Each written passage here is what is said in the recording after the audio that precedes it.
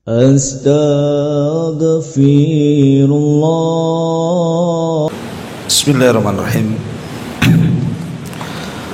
Assalamualaikum warahmatullahi wabarakatuh.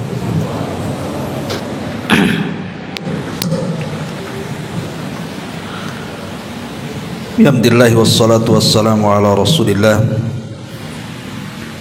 wa ala alihi wa sahbihi wa mawalah wa la hawla wa la quwata illa billahi wa ba'du. Alhamdulillah, di malam hari ini kembali kita bisa duduk untuk bertolabul ilmi. Salawat dan juga salam kita hadiahkan kepada Rasul kita Nabi besar Muhammad sallallahu alaihi wa ala alihi wasallam. Kita lanjutkan kembali kajian kita, masih membahas kitab Fikih Asmaul Husna karya Profesor Dr. Abdul Razak bin Abdul Muhsin Al-Abbad Al-Badr. Dan kita sudah masuk pada halaman ke 125, mengenal nama Allah Ar-Rabbu, yang maha mencipta, mengatur dan menguasai.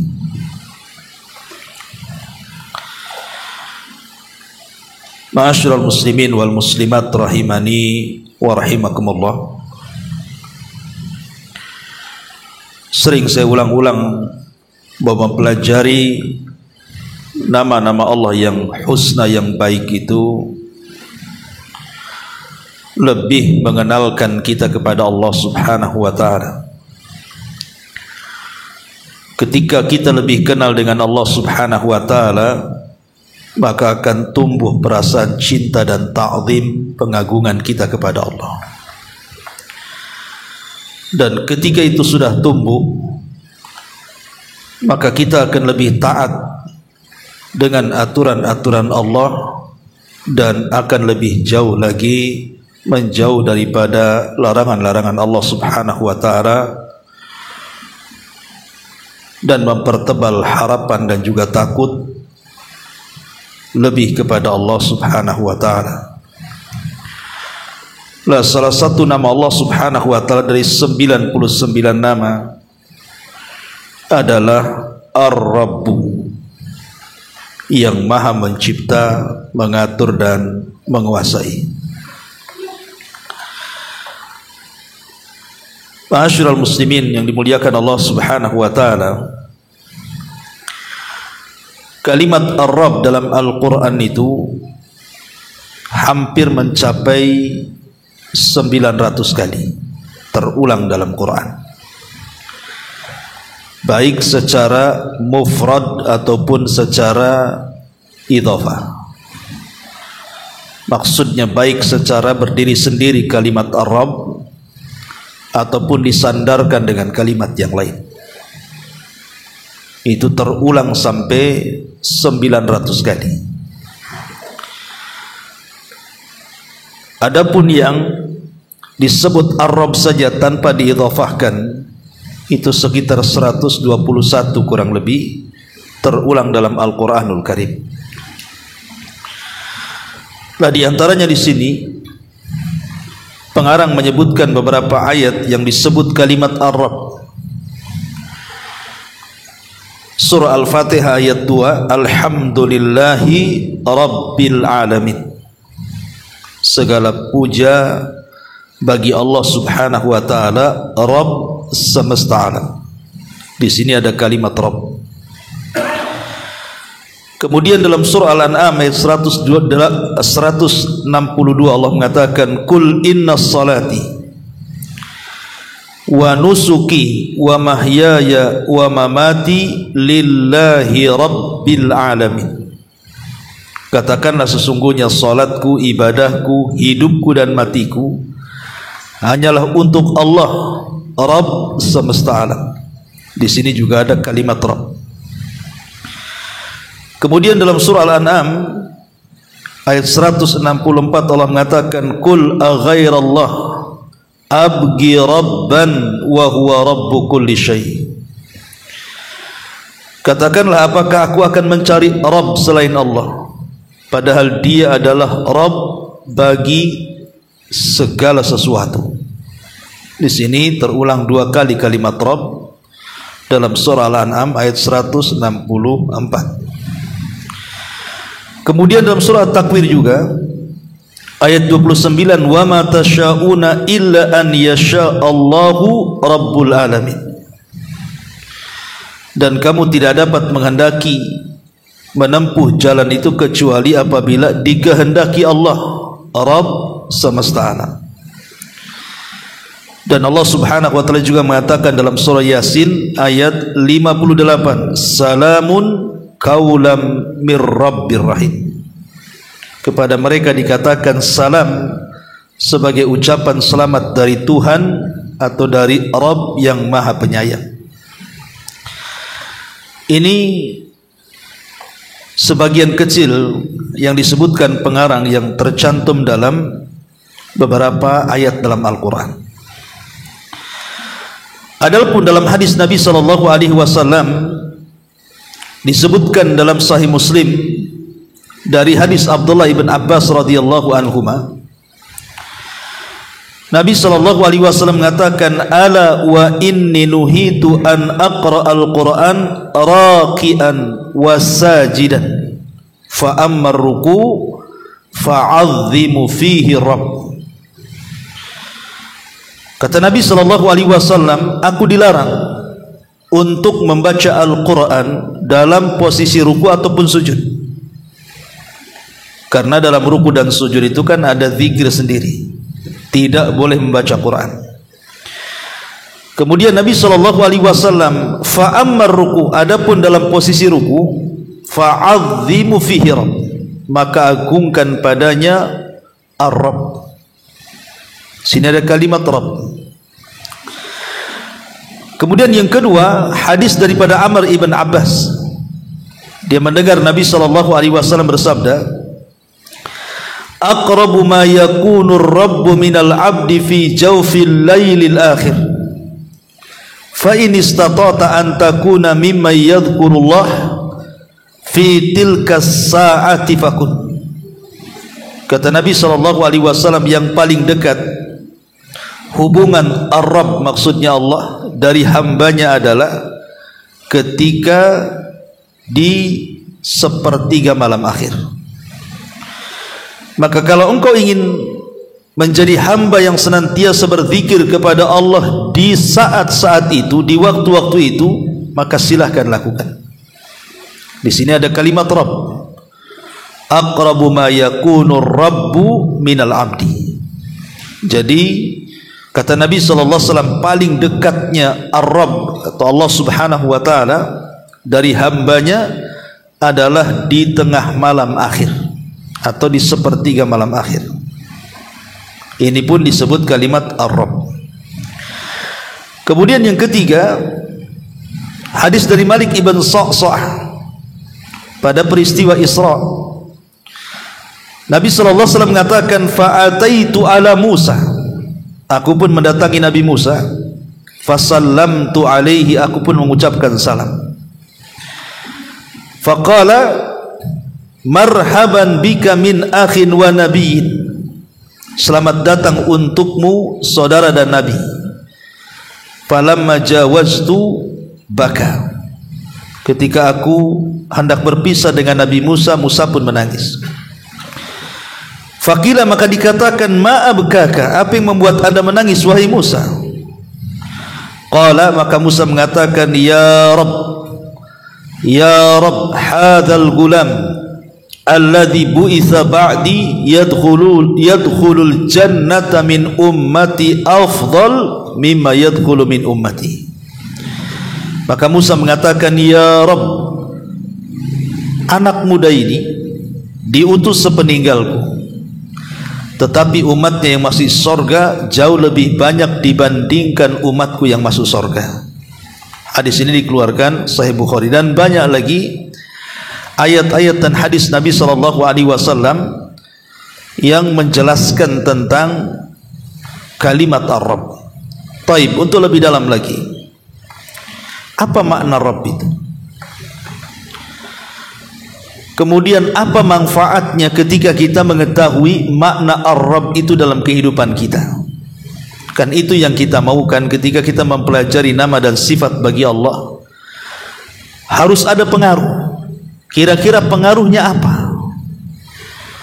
Karena pengaruh itulah yang penting saat kita mengetahui nama-nama Allah Subhanahu wa ta'ala. Karena salah satu pertanyaan kita atau yang akan ditanyakan kepada kita dalam kuburan kita adalah man rabbuka, siapa Rabbmu? Sehingga kita harus tahu siapa Rabb kita. Ma'asyiral muslimin yang dimuliakan Allah Subhanahu wa ta'ala, saya akan ringkas dulu sebelum kita baca, sebab kalau kita baca buku ini memang agak bingung ya, harus dibaca satu-satu dan akan lama. Taib, ma'asyiral muslimin yang dimuliakan Allah Subhanahu wa ta'ala,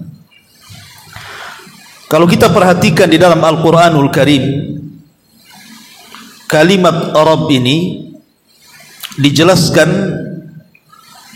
taqumu ala ruknaini itsnaini. Kalau disebut kalimat Rabb berarti berdiri dua rukun yang memaknai kalimat itu.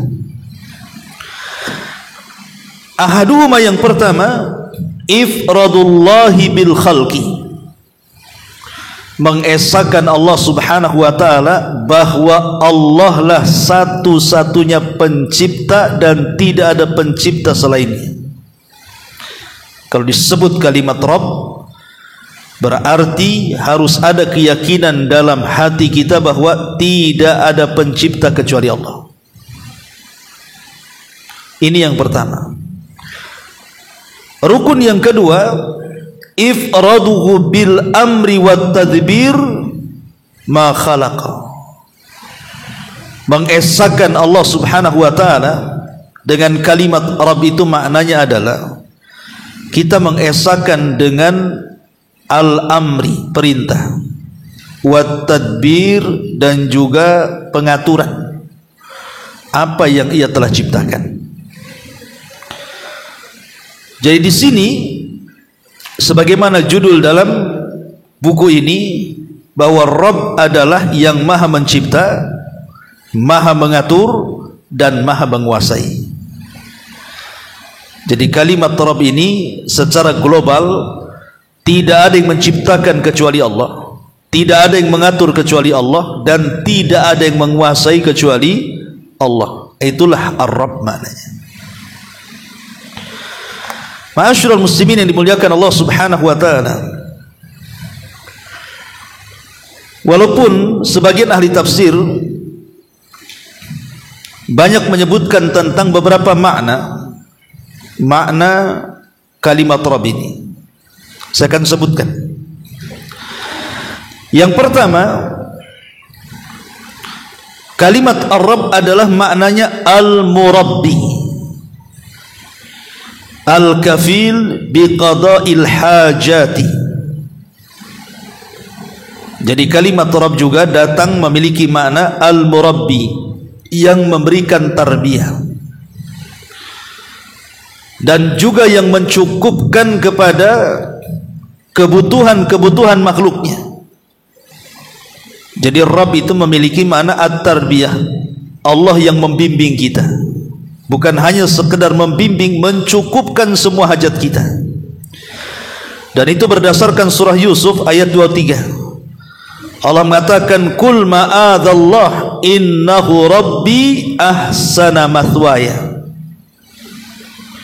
Ketika Nabi Yusuf alaihi salam diganggu oleh Zulaiha dan hendak diajak untuk berzina, maka Yusuf mengatakan, ma'adallah, aku berlindung kepada Allah Subhanahu wa ta'ala, innahu rabbi, sesungguhnya dia, maksudnya suami daripada Zulaiha, Rabbi, dia telah membimbingku, mengajariku, memberikan hajat dan kebutuhan kepadaku. Ahsana mathwai, dan Dia telah memberikan tempat tinggal yang baik untukku. Maka di sini ada kalimat Rabbi, Rabbku. Maksudnya Rabbku di sini adalah tuannya Nabi Yusuf, Al-Aziz, suami daripada Zulaiha. Bahwa Nabi Yusuf mengingatkan kepada si Zulaiha ini dan mengatakan, tak mungkinlah aku berselingkuh dengan kamu, sementara suamimu Al-Aziz itu sudah membimbingku, sudah memberikan hajat-hajatku, dan sudah memberikan tempat yang baik kepadaku. Berarti di antara makna Rabb adalah membimbing dan memberikan seluruh hajat-hajatnya. Ini yang pertama. Yang kedua, makna Rabb adalah Al-Kafil war-Raqib.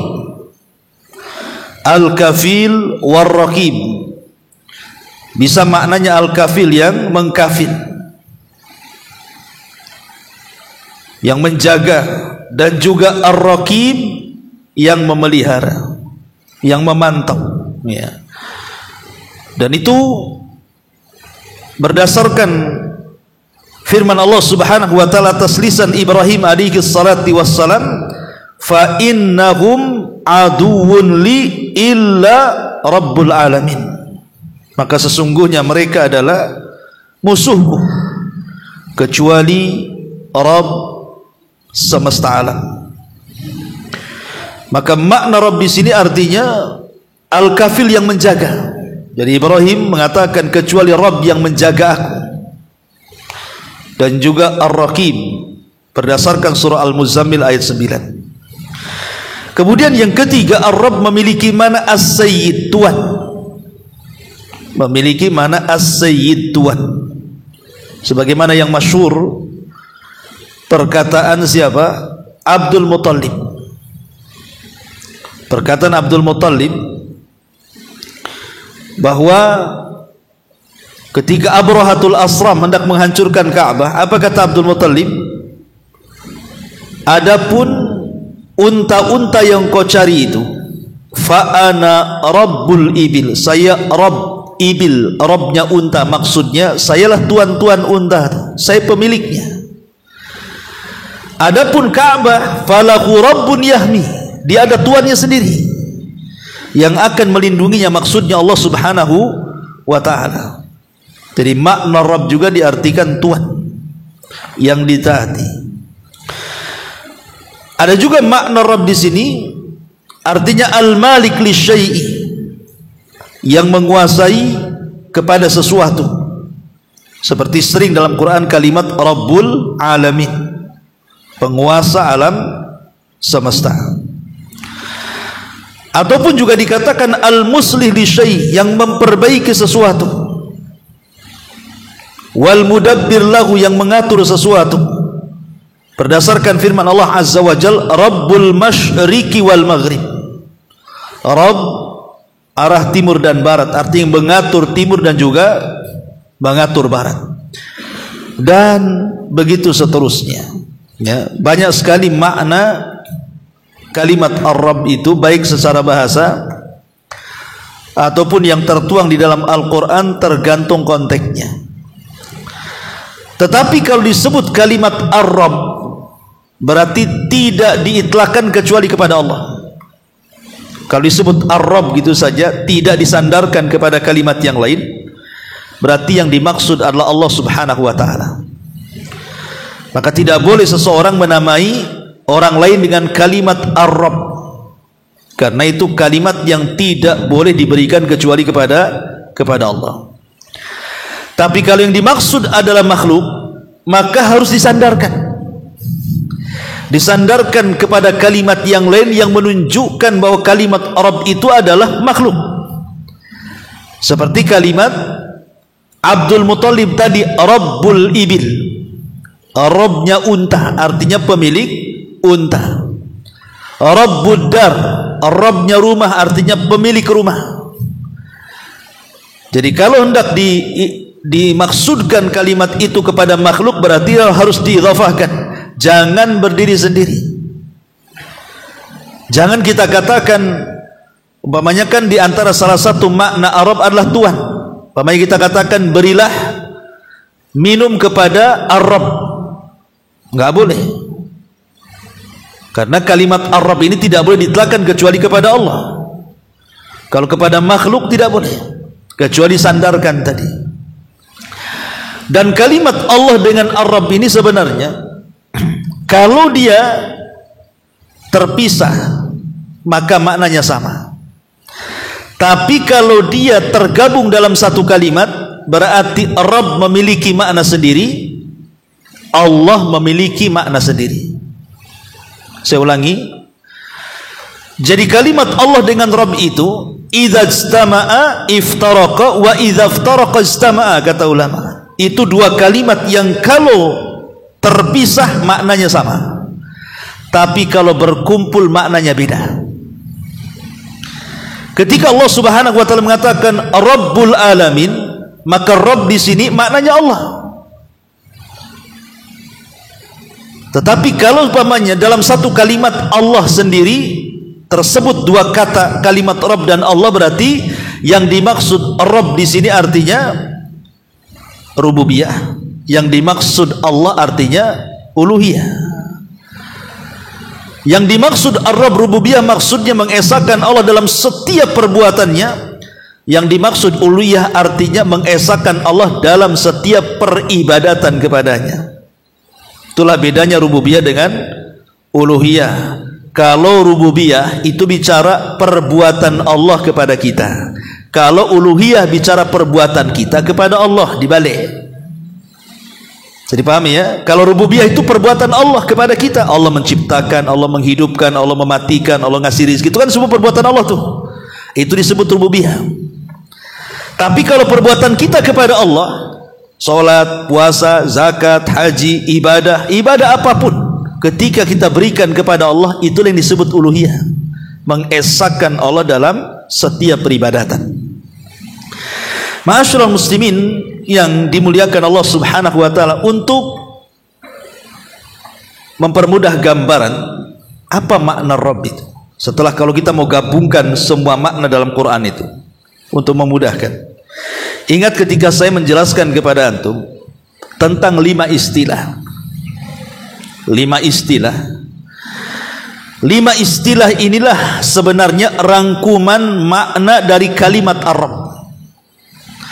Pertama al-ijad, yang kedua al-i'dad, yang ketiga al-imdad, yang keempat al-irsyad, yang kelima al-is'ad. Saya ulangi. Pertama al-ijad. Apa itu ijad? Ijad itu artinya menciptakan, mengadakan.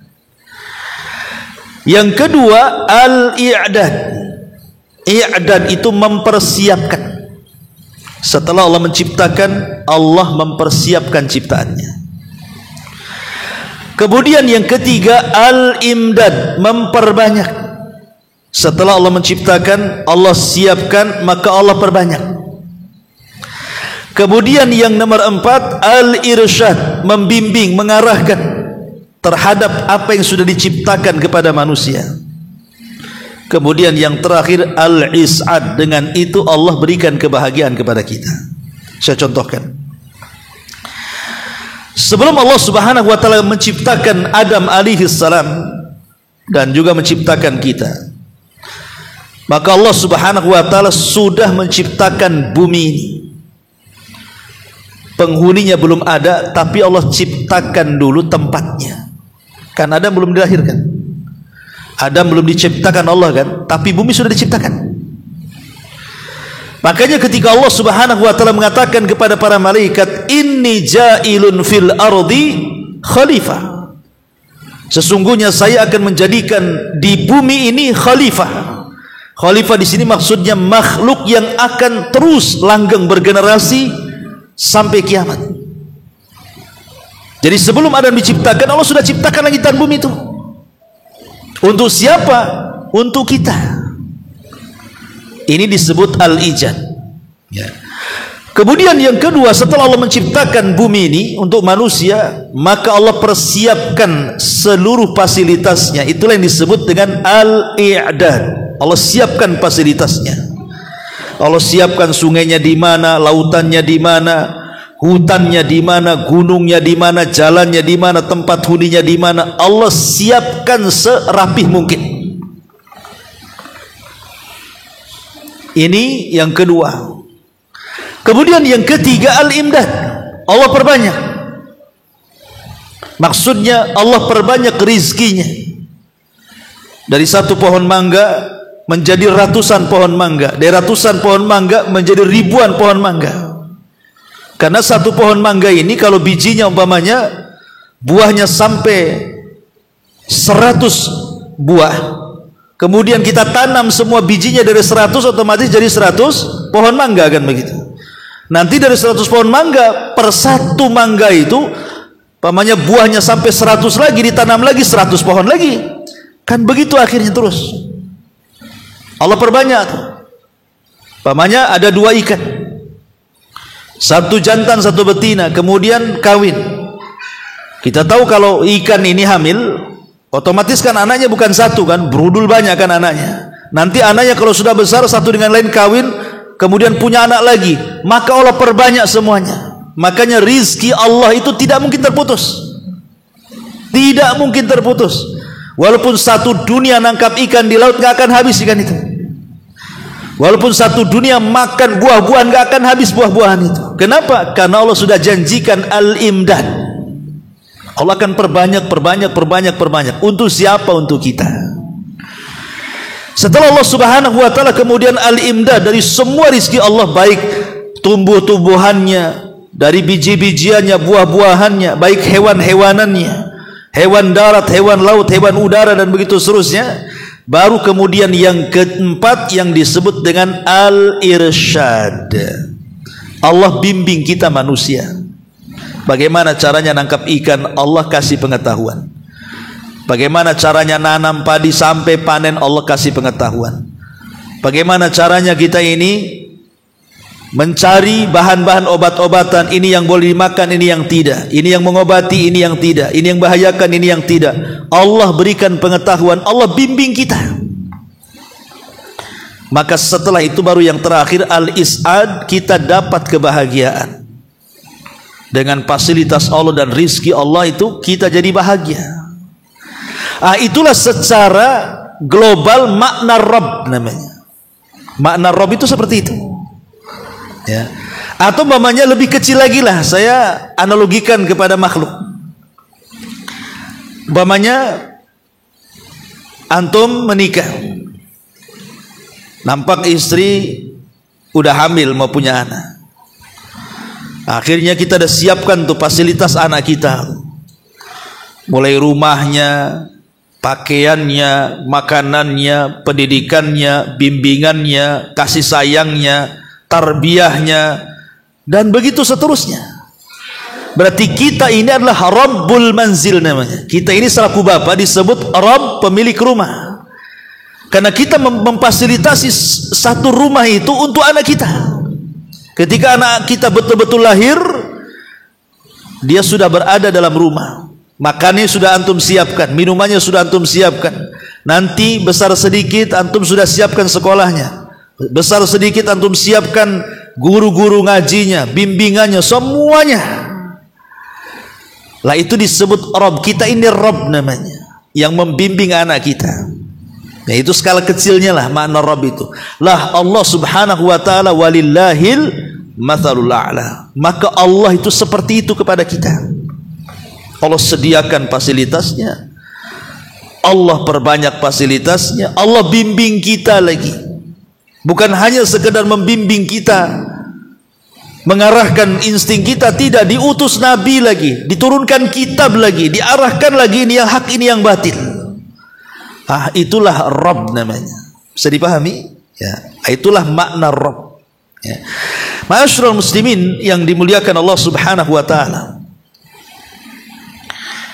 Makanya di sini pengarang mengatakan makna Ar-Rabb adalah zat yang memiliki rububiyah atas semua makhluknya secara penciptaan, kekuasaan, pengaturan, dan perbuatan.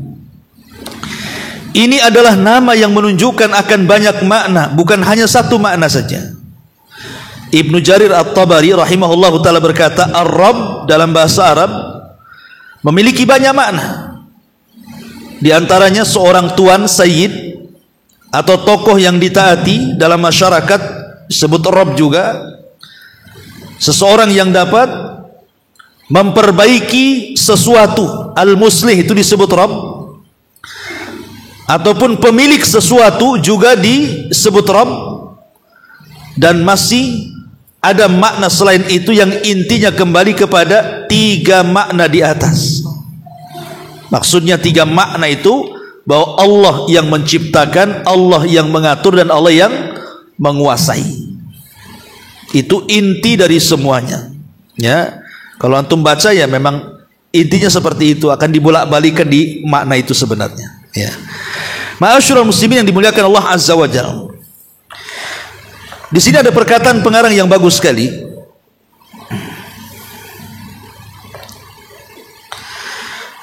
Barang siapa yang merenungkan makna nama Ar-Rabb maksudnya, maka dia akan menyaksikan bahwa dia Allah Subhanahu wa taala adalah yang maha berdiri sendiri dan mendirikan yang lainnya.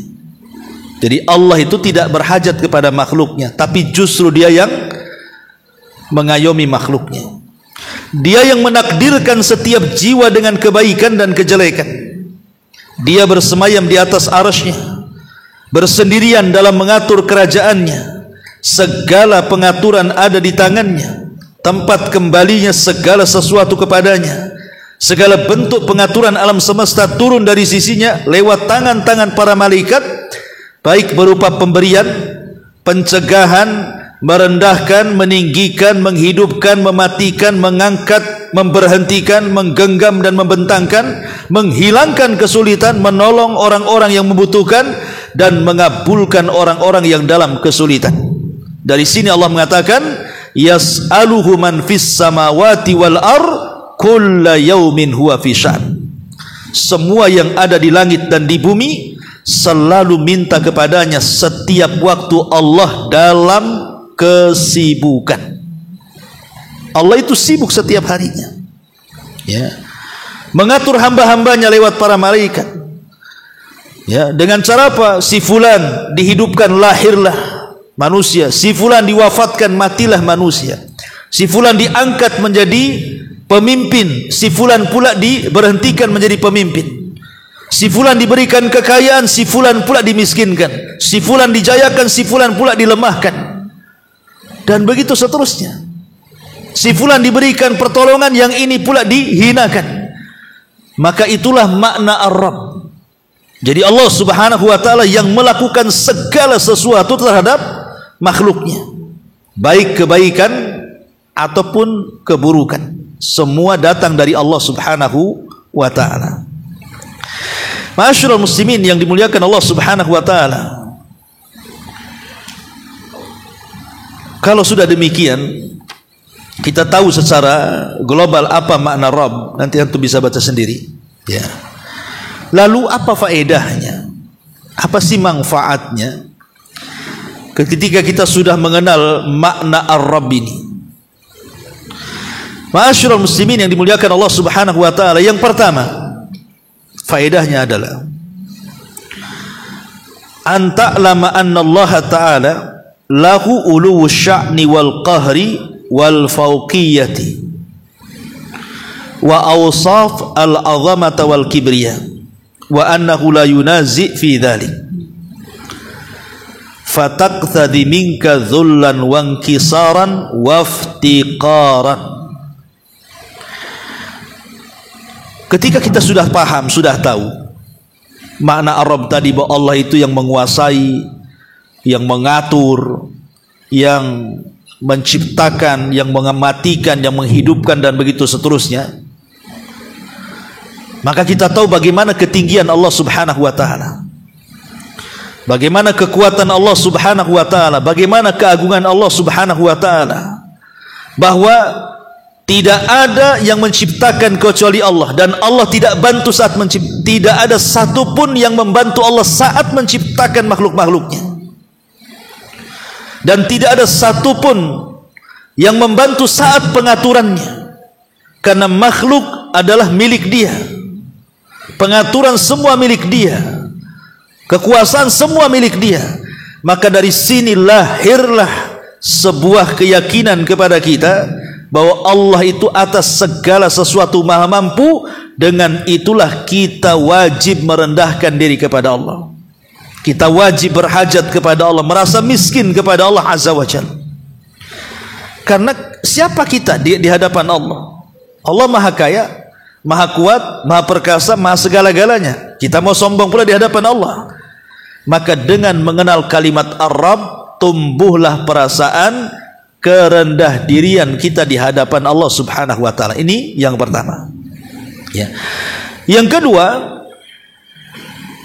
adalah antashtaira tiwalal waqti annaka abdun lahu rabb. Harus punya perasaan dalam hati kita ini setiap waktu bahwa kita ini seorang hamba dan di atas sana ada Rabb yang senantiasa mengawasi kita, yang mengatur kita, yang sewaktu-waktu bisa mematikan kita. Sehingga dengan seperti itu tumbuh rasa takut, akhirnya kita terus bertobat kepada Allah Azza wa Jalla dan kembali kepada Allah Azza wa Jalla. Seperti kisahnya siapa? Kisahnya Bishr al-Hafi. Bishr al-Hafi ini ikhwan, disebut Hafi itu karena tidak mau pakai sandal sebenarnya kan. Jadi kemana-mana nyeker bahasa kitanya. Bishr al-Hafi, maka disebut Bishr al-Hafi, yang tidak pakai sandal. Ya kayak orang-orang desa itu kan biasanya zaman dulu, ya kan, zaman nggak enak gitu ya, antum yang mengalami mungkin hidup desa kan. Kita ini jarang pakai sandal dulu kan. Bahkan ke sekolah aja jarang pakai sepatu. Bahkan pulang dari sekolah dijinjing pula sepatunya. Kan gitu. Ya. Tapi maksudnya Bishr al-Hafi ini ada kisahnya. Kenapa dia ulama satu-satunya yang kemana-mana nggak pakai sandal tuh, Bishr al-Hafi. Jadi satu hari Bishr al-Hafi ini dulunya ahli maksiat. Bishr al-Hafi itu ahli maksiat dulu. Suka mabuk, main perempuan, pokoknya terkenal. Karena dia orang kaya. Bishr al-Hafi itu seorang pedagang sukses. Ya. Dan suka mengundang wanita-wanita untuk menyanyi di rumahnya, berjoget, mabuk dan begitu seterusnya. Jadi satu hari ada orang soleh. Orang soleh ini lewat di depan rumahnya Bishr al-Hafi. Maka dilihatlah rumah itu ramai dengan musik, ya, dengan biduan-biduan wanita mabuk dan begitu seterusnya. Jadi orang soleh ini kemudian memanggil-manggil orang yang dalam rumah itu, tapi Bishr tidak keluar. Yang keluar budak perempuannya dan mengatakan, ada apa Tuhan? Maka orang ini mengatakan, hadza baitu abdin, katanya. Hadza baitu abdin. Ini rumahnya hamba ya. Hamba itu maksudnya budak. Bishr itu kan bukan budak, orang merdeka. Ya. Kemudian orang ini pergi. Kemudian pembantunya ini, budak wanitanya ini ngomong sama majikannya Bishr ini, menyampaikan ucapan orang soleh tadi, bahwa orang itu mengatakan kepadamu, engkau seorang abd, seorang hamba, kata, hamba sahaya. Langsung dek dalam hati Bishr ini, dia paham maksudnya. Maksud ucapan orang soleh itu bukan hamba di sini, bukan lawan daripada orang merdeka, tidak. Maksudnya orang soleh itu mengatakan, engkau ini hamba Allah, tidak takut ya kepada Allah, gitu maksudnya. Maka dia merasa tuh ucapan itu masuk dalam hatinya. Langsung dia kemudian keluar menyusuri orang soleh ini, terus sampai akhirnya ketemu di padang pasir, nasihati, akhirnya tobat. Selepas itu dia berjanji semenjak tobat, karena dia kan ketika mengejar orang soleh itu sampai putus sandalnya, kemudian nggak pakai sandal lagi. Kemudian dia berjanji setelah tobat, dan saya tidak akan pakai sandal lagi. Nah, sejak itulah orang memanggilnya Bishr al-Hafi. Ya. Bishr al-Hafi, seorang ulama zahid, zuhud gitu ya. Taubat habis itu. Tidak ada lagi mabuk, tidak ada lagi main perempuan, betul-betul yatafarraq fil ilmi. Memang betul-betul dia mencari ulama, belajar, akhirnya menjadi alim. Tapi kemana-mana nggak mau pakai sandal. Itu aja kan itu. Namanya Bishr al-Hafi. Yang ingin saya katakan, bagaimana Bishr al-Hafi ini? Sebab tobatnya adalah ketika diingatkan bahwa kita ini seorang abdun, seorang hamba. Berarti kalau kita sudah terasa kita ini seorang hamba, berarti di sana ada Tuhan, ada Rabb. Itulah Rabb Allah Subhanahu wa taala, dan kita adalah hambanya. Ini yang kedua. Yang ketiga, ya. Ketika kita mengenal makna Rabb bahwa Allah itu adalah Ar-Rabb yang maha menguasai, mengatur, memiliki, menghidupkan, mematikan, menghancurkan dan begitu seterusnya. Berarti di sini mewariskan kepada kita tawadhu'an li rabbih wa tauhidan lahu. Tertanam kepada kita harus adanya ketundukan, rendah diri kepada Rabb, tidak sombong, dan juga senantiasa mentauhidkan Allah Subhanahu wa taala. Termasuk yang keempat juga tumbuh redha. Tumbuh perasaan redha. Redha terhadap apa? Terhadap takdirnya, terhadap keputusannya. Karena Allah Subhanahu wa taala kan memberikan segalanya kepada kita dan sudah membagi-baginya. Contoh Allah itu Ar-Razzaq yang maha pemberi rizki. Dan Ar-Razzaq itu bagian daripada makna Rabb. Ya. Bagian daripada makna Rabb itu ya Ar-Razzaq itu. Karena ketika kita bicara Rabb berarti bicara rububiyah. Ketika kita bicara rububiyah berarti kita bicara seluruh perbuatan Allah, termasuk memberikan rizki, menghidupkan, mematikan, dan itu semua di bawah makna Ar-Rabb. Ketika itu kita pahami bahwa Allah Subhanahu wa taala yang berikan rizki dan Allah yang kemudian membagi-bagikan rizki itu, maka kita harus yakin dengan qadha wa qadar.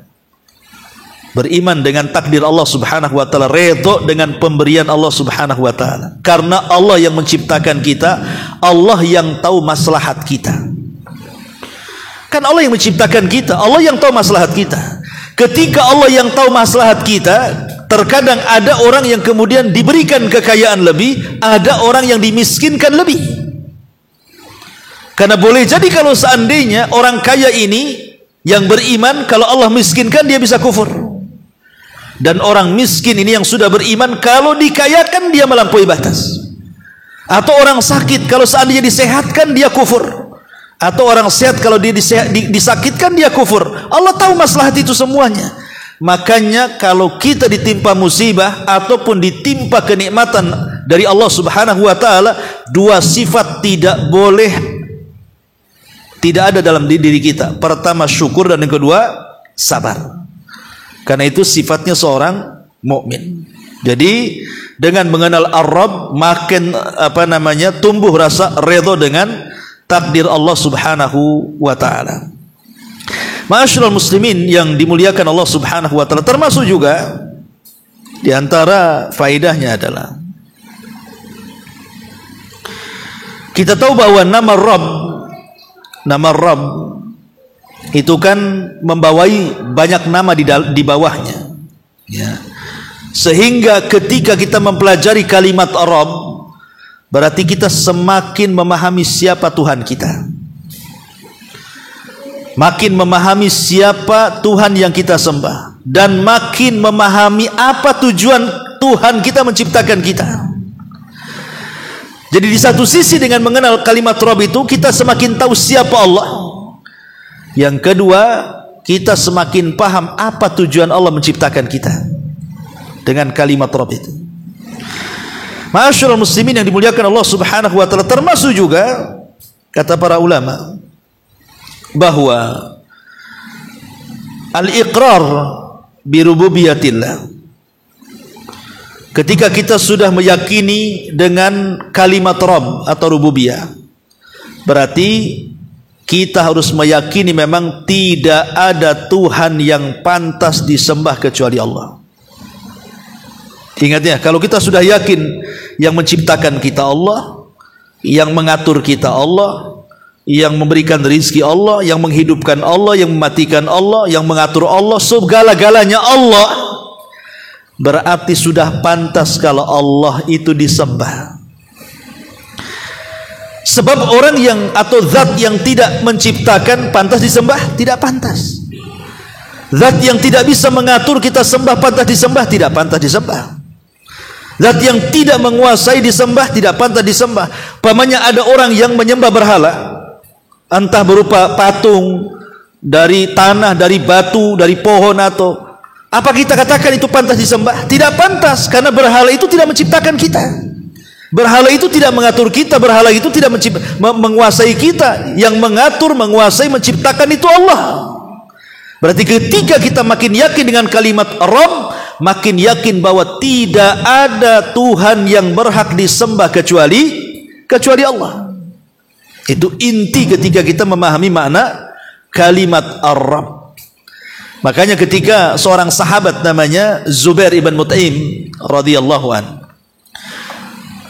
dia dendam kepada Nabi karena terbunuh banyak kerabat-kerabatnya dalam peperangan, dan dia bersumpah untuk membunuh Nabi.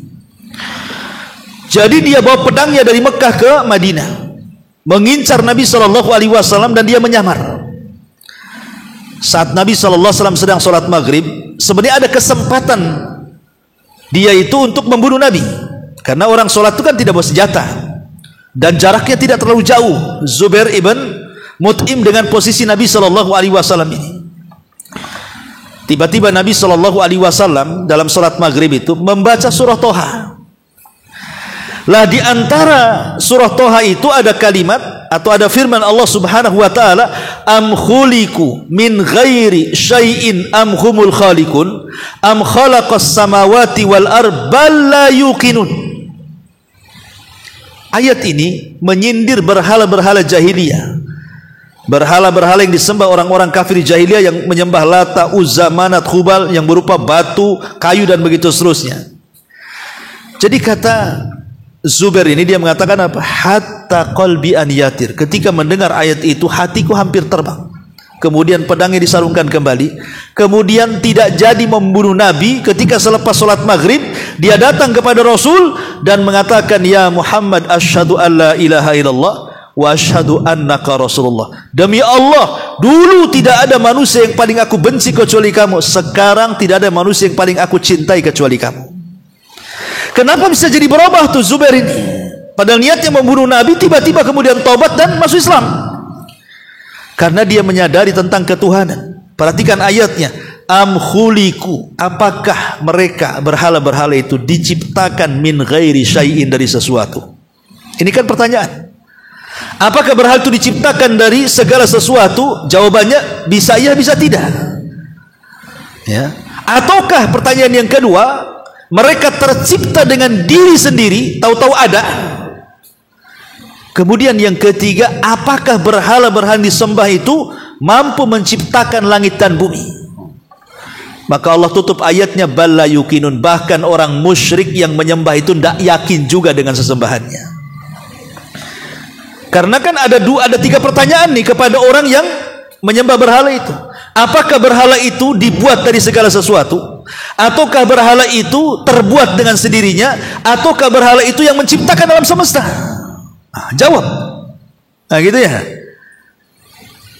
Ya kita katakan, yang pertama pertanyaannya, apakah berhala itu terbuat dari segala sesuatu? Ya, dia terbuat dari segala sesuatu, dari pohon, dari batu, dari apa. Berarti dia bukan pencipta, tapi dia diciptakan.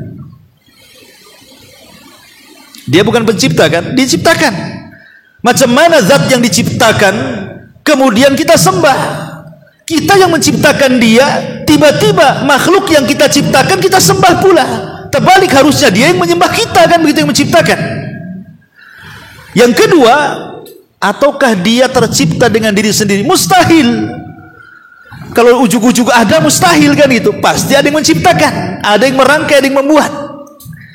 Berarti dia bukan Tuhan, karena ada yang merangkai, ada yang membuat, ada yang memahat, ada yang membikin.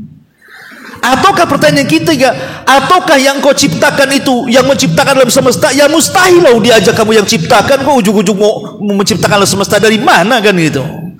Berarti dari sini kata Zubair bin Mu'in, wow, kalau itu enggak benar semua itu sembahan Lata, Uzza, Manat, Hubal itu. Sejak itulah dia bertobat. Makanya kita katakan dengan memahami kalimat Rabb, semakin yakin bahwa Allah lah Tuhan yang pantas disembah. Karena kalau kita sudah yakin bahwa Allah yang menciptakan, Allah yang mengatur, Allah yang menguasai, Allah yang menghidupkan, mematikan, dan begitu seterusnya, berarti dia sudah layak untuk disembah. Adapun Tuhan selain Allah yang tidak menciptakan, mengatur, memiliki, tidak sanggup untuk menghidupkan, mematikan, dan begitu seterusnya, maka itu tidak pantas disembah. Berarti ketika kita beriman dengan kalimat Rabb, mengharuskan Allah itu zat yang pantas disembah. Sudah dipahami ya? Ya. Itulah makna kenapa kemudian makna Rabb ini luar biasa. Ma'asyiral muslimin yang dimuliakan Allah Subhanahu wa taala, bahkan di dalam Al-Qur'anul Karim kalimat Rabb ini Allah Subhanahu wa taala membanggakan dirinya dengan kalimat Rabb dan disandarkan dengan makhluk-makhluknya. Seperti mamanya Allah Subhanahu wa taala memuji dirinya dan mengatakan Rabbul Alamin, bahwa dia Allah Subhanahu wa taala adalah Rabb semesta alam. Ya. Kemudian juga Allah Subhanahu wa taala mengatakan Rabbul Arsyil Azim, dia adalah Rabb pemilik arsy yang sangat agung. Tidak ada makhluk yang lebih besar melebihi makhluk yang namanya arsy, yang kalau seandainya, jangan cerita arsy, kursi saja di bawahnya dibandingkan dengan langit dan bumi seperti cincin dilempar ke padang pasir. Cincin itu langit dan buminya, kursi itu adalah padang pasirnya. Kalau digabung kursi, langit, bumi dibandingkan dengan arsy Allah, sama dengan cincin dilempar padang pasir. Cincinnya itu kursinya, langitnya, buminya, padang pasir itu arsy-nya. Bagaimana penciptanya Allah Subhanahu wa taala? Allahu Akbar. Makanya Allah mengatakan Rabbul Arsyil Azim.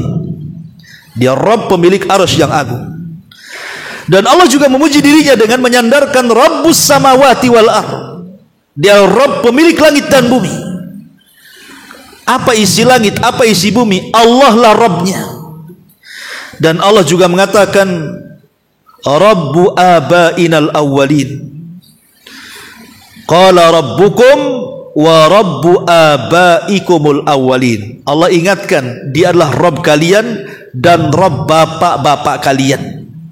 Dan Allah juga mengatakan Rabbul masyriqi wal maghrib, dia Rabb yang timur, yang barat, yang utara, dan yang selatan. Artinya alam semesta ini ada penciptanya, ada pengaturnya, ada yang menguasainya. Siapa? Rabbul Alamin, Allah Subhanahu wa taala. Ma'asyiral muslimin yang dimuliakan Allah Subhanahu wa taala, sedemikian dahsyatnya kalimat Rabb ini, ikhwan. Makanya kenapa kemudian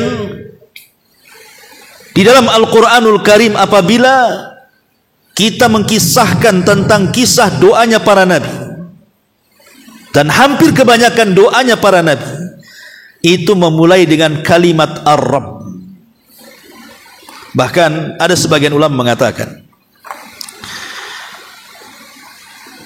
bahwa man qala ya Rabb khamsa marratin, barang siapa yang ketika berdoa mengatakan ya Rabb, ya Rabb, ya Rabb, ya Rabb, ya Rabb sampai 5 kali, ya.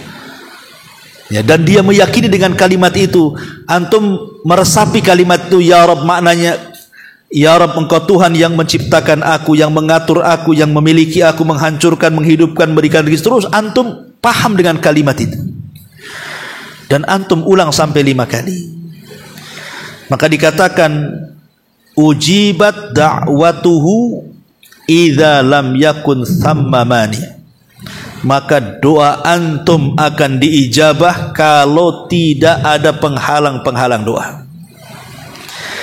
Kemudian berdalil dengan firman Allah Subhanahu wa taala dalam surah Al-Imran Surah Al-Imran ayat 190 1 sampai 195. Saya baca ayatnya.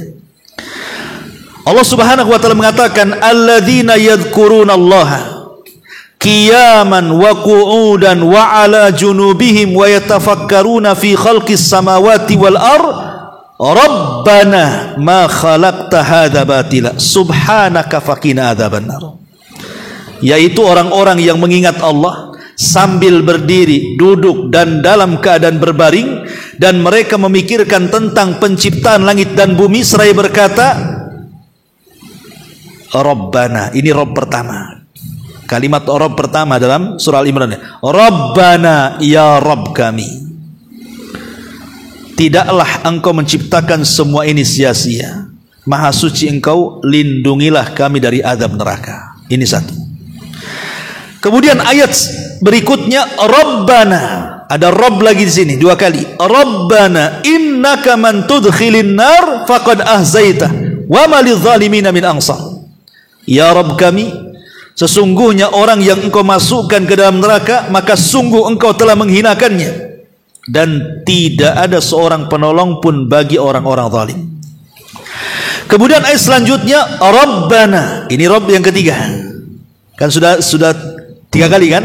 Rabbana yang pertama, ma khalaqta hadza batila. Kemudian yang kedua, Rabbana innaka man tudkhilin nar. Ini yang ketiga, Rabbana innana sami'na munadiyan yunadi lil imani an aminu bi rabbikum fa amanna. Ya Rabb kami, sesungguhnya kami mendengar orang-orang yang menyeru kepada iman, yaitu berimanlah kamu kepada Tuhanmu. Kemudian ayat selanjutnya, Rabbana, berarti yang keempat, Rabbana, ya Rabb kami, faghfir lana dzunubana wa kaffir 'anna sayyi'atina wa tawaffana ma'al abrar. Ya Rabb kami, ampunilah dosa-dosa kami dan hapuskanlah kesalahan-kesalahan kami, dan matikanlah kami beserta orang-orang yang berbakti. Ini yang keempat.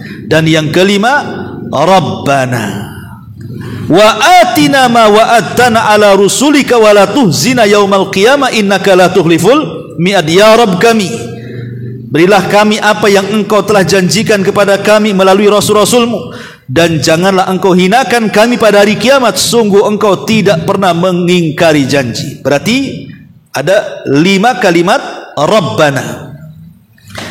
Lihat bagaimana ujung ayatnya. Fastajaba lahum rabbuhum. Maka Rabb mereka memperkenankan doa-doa mereka. Setelah Allah menyebut 5 kalimat Rabbana, kemudian Allah tutup ayatnya fastajaba lahum, Allah ijabah doanya. Sehingga sebagian para ulama beristihad bahwa kalau antum berdoa menyebut kalimat Rabbana 5 kali, selama tidak ada penghalang doa, mustajab doa antum. Dalilnya surah Al-Imran ayat 191 sampai 195. Jadi kita antum berdoa ya Rabb, ya Rabb, ya Rabb, nah gitu ya, sampai 5 kali. Ya. Maka kalau tidak ada penghalang-penghalang doa, maka insya Allah doa kita akan dijabah. Karena hampir doa para nabi dan rasul, ikhwatu fillah muliakan Allah Subhanahu wa taala, itu semua memulai dengan kalimat Rabb. Maka siapapun yang mengangkat kedua tangan dan mengatakan ya Rabb, maka tidak akan kecewa kita. Pasti akan Allah ijabah doa-doa kita. Ma'asyiral muslimin, kenapa demikian? Apa rahasianya? Rahasianya, sebagian ulama mengatakan ketika kita membahas tentang Ismul A'zam, nama Allah yang agung, yang kalau kita berdoa dengan nama Allah itu pasti akan diijabah. Kemarin kita sudah jelaskan, ada yang mengatakan nama Allah itu, ada nama Allah yang agung itu artinya Allah. Ada yang mengatakan Al-Hayyu Al-Qayyum, ya. Ada juga yang mengatakan bahwa Ismul A'zam itu adalah nama yang kita berdoa yang cocok dengan permintaan kita. Jadi kalau kita umpamanya minta rizki, berarti Ismul A'zamnya ya Razzaq, wahai zat pemberi rizki. Kalau kita minta ampun, berarti Ismul A'zamnya ya Ghaffar. Kalau kita ini lemah dan ingin ditolong kan gitu ya. Berarti ismul azamnya ya qawi kan itu ya. Jadi nama-nama Allah yang sesuai dengan permintaan kita itulah ismul azamnya menurut sebagian ulama. Tapi ada juga yang mengatakan ismul azam itu adalah kalimat ya Rabb. Ada juga yang berpendapat ya Rabb itu bagian daripada ismul azam. Makanya kalau kita berdoa dengan mengatakan ya Rabb, apalagi sampai 5 kali ya berdasarkan surah Al-Imran tadi, maka insya Allah kalau tidak ada penghalang dalam doa kita, maka Allah akan ijabah doa-doa kita. Memang ada hadis juga yang mengatakan, riwayat 3 kali mengatakan ya Rabb itu mustajab, tapi dilemahkan para ulama. Syekh Albani melemahkan riwayatnya ya. Ma'asyiral muslimin yang dimuliakan Allah Azza, ini diantara makna daripada Ar-Rabb ya. Antum baca sendiri tinggal sedikit ya, karena intinya insya Allah tidak jauh dari yang saya terangkan ya. Karena kalau kita baca satu-satu perkataan beliau akan memakan waktu dan beliau mengulang-ulang juga kalimatnya sehingga akan menghabiskan waktu. Tapi antum bisa baca sendiri, nanti kalau enggak paham minggu depan baru antum tanyakan. Kemudian juga yang ingin saya tambah bahwa ada kesyirikan dalam kalimat Rabb ini yang harus dihindari ya. Apa saja kesyirikan-kesyirikan yang harus dihindari dalam kalimat Ar-Rabb ini? Karena bagaimanapun Ar-Rabb ini kan bahasa daripada Ar-Rububiyah ya. Tauhid yang kita yakini di sana ada Al-Uluhiyah, Rububiyah, nama dan sifat bagi Allah Subhanahu wa taala. Pertama adalah Al-Ilhad. Ilhad itu artinya tidak mengakui adanya Tuhan, tidak mengakui adanya Allah. Merekalah yang disebut dengan orang-orang ateis ya. Orang-orang ateis, PKI bahasa kitanya ya, orang ateis tidak mengakui Tuhan, maka mereka sudah menyimpang dalam kalimat Rabb. Bagaimana tidak ada Tuhan? Ya ada Tuhan lah. Yang kecil-kecil saja, yang seperti yang dikatakan Abu Hanifah, pembuatan perahu saja tidak mungkin ujug-ujug terjadi. Pasti ada yang menumbangkan pohonnya, ada yang memotong kayunya, ada yang menyerutnya, ada yang kemudian menembelkannya, ada yang merangkainya, jadilah dia perahu.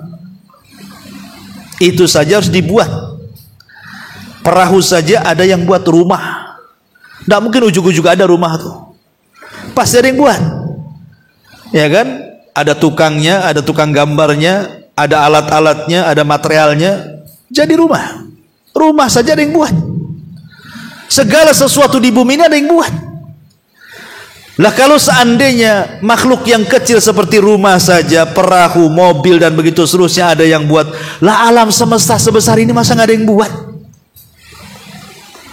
Ya adalah yang buat Allah Subhanahu wa taala.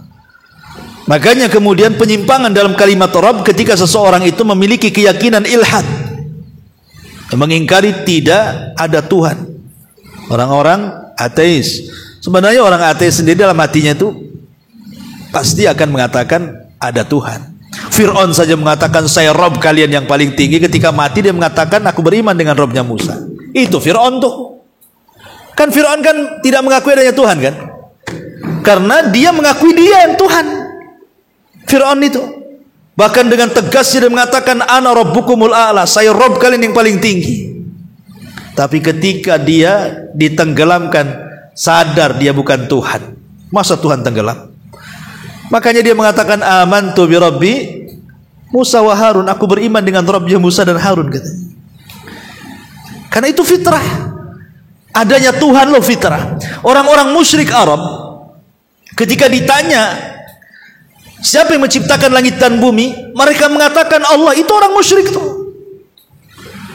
Dan Allah katakan dalam Al-Quran wala in sa'altahum man khalaqas samawati wal ar la yaqulun Allah. Kalau seandainya orang-orang musyrik ditanya siapa yang menciptakan langit dan bumi, maka mereka akan mengatakan Allah. Karena itu fitrah ikhwan. Rububiyah itu fitrah, tidak mukmin, tidak kafir. Pasti mereka beriman dengan rububiyah. Tanya aja kepada siapapun yang beragama, kan? Nasrani, Hindu, Buddha atau siapalah. Siapa yang menciptakan langit dan pasti mereka bilang Tuhan. Tuhan yang menciptakan. Nah, Tuhan yang mana satulah itulah kemudian menjadi perbincangan. Menurut ini Tuhannya, tapi intinya kan Tuhan. Itulah rububiyah namanya. Rububiyah itu artinya Allah memfitrahkan kepada kita bahwa tidak mungkin alam semesta ini terwujud begitu saja, tapi ada penciptanya, pengaturnya dan penguasanya. Dialah Allah.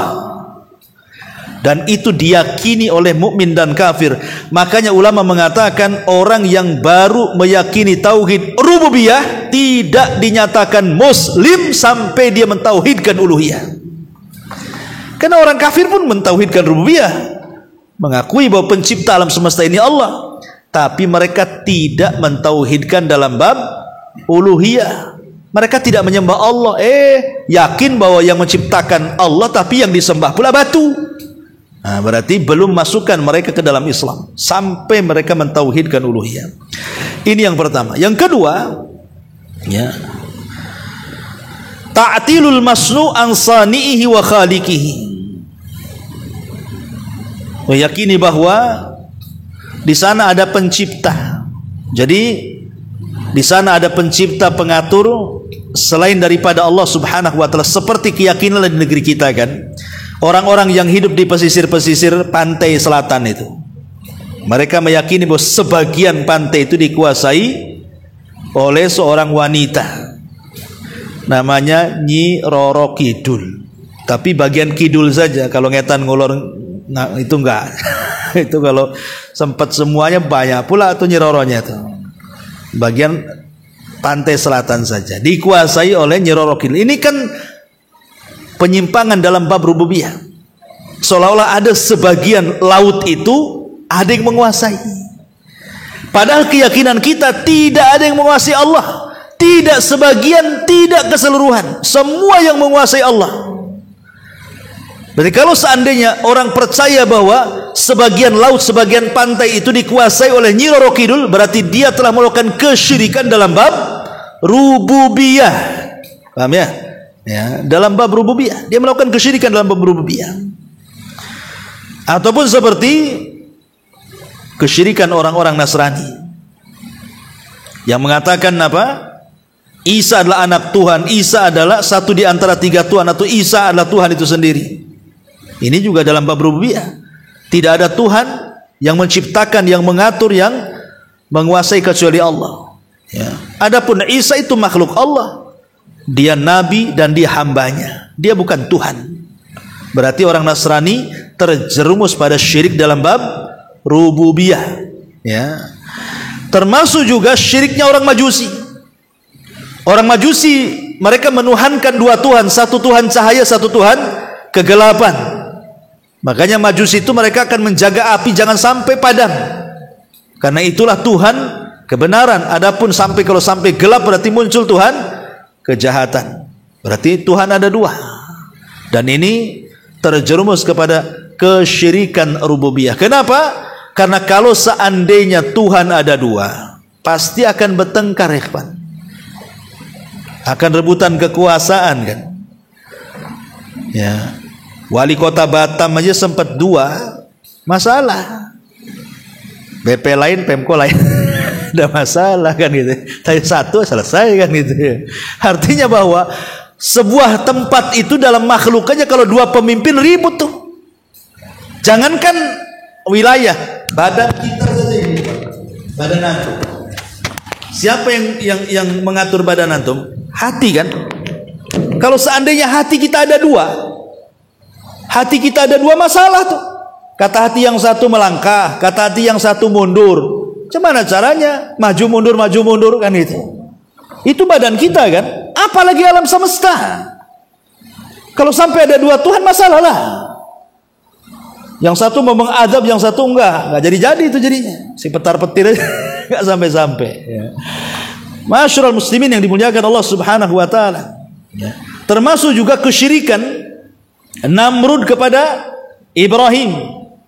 yang mengatakan ketika Ibrahim mengatakan idz qala Ibrahim rabbiyalladzi yuhyi wa yumit, Ibrahim berkata, Rabbku yang menghidupkan dan mematikan. Apa kata Namrud? Ana uhyi wa umit, aku pun bisa menghidupkan dan mematikan. Tapi maksudnya Namrud itu menghidupkan matikan bukan seperti Allah, dimatikan baru dihidupkan. Enggak, keluarkan dua tahanan, yang satu dibunuh, yang satu dilepas. Aku bisa menghidupkan, aku bisa matikan gitu. Ini bukan begitu. Itulah Namrud ya. Nah, dia juga dalam harububiyah kesyirikan, ataupun syirik dalam al-kawakib. Sebagian orang yang menyembah bintang. Di zaman Nabi Ibrahim kan ada orang penyembah bintang, yang kemudian menjadi cikal bakal hari ini dalam dunia perdukunan dengan istilah ahli nujum, yang menggunakan zodiak perbintangan untuk dijadikan kesyirikan dalam berububiyah ya. Dan banyak lagi penyimpangan dalam kalimat ar-Rabb. Wallahu a'lam bishawab. Inilah yang bisa kita bahas. Insyaallah minggu depan kita masuk pada nama Allah Ar-Rahman Ar-Rahim. Sampai di sini. Subhanaka bihamdika asyhadu an la ilaha illa anta astaghfiruka wa atubu ilaik. Wallahu taala alam. Assalamualaikum warahmatullahi wabarakatuh.